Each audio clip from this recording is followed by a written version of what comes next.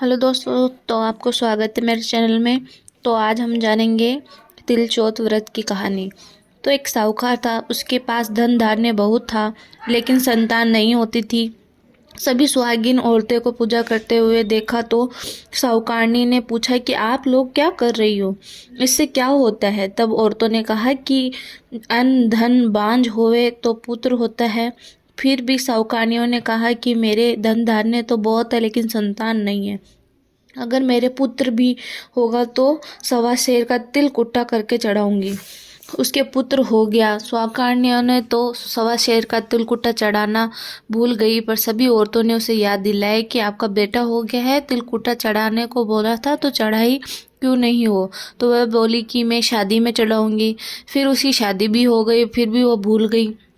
चौथ माता नाराज हो गई, उस लड़के को फेरे के समय पीपल के खोखले में छिपा दिया। सभी लोग दूल्हे को ढूंढने लगे, दूल्हा कहाँ गया, दूल्हा कहाँ गया। तो एक दिन वह लड़की पानी भरने आई। वह लड़का खोल में आवाज़ देता है, आओ मेरी चाच 4 फेरे खाने वाली। तब वह बोली कि आप यहाँ आकर क्यों बैठे हो, और मुझे तो चौथ माता लाकर बिठाया है। माँ को तिलकुट्टा चढ़ाने को बोल रखा था, माँ ने बोला वह तिलकुट्टा नहीं चढ़ाया, इसलिए चौथ माता नाराज होकर मुझे बिठा दिया है। तो मेरी माँ तिल कुट्टा चढ़ाएगी तो चौथ माता मुझे छोड़ेगी। तो वह लड़की घर जाकर अपनी माँ को कहा।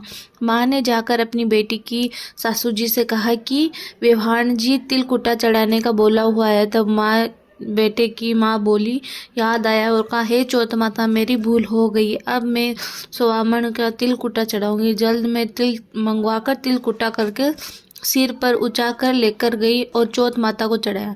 फिर बेटे बहू को घर लेकर आई।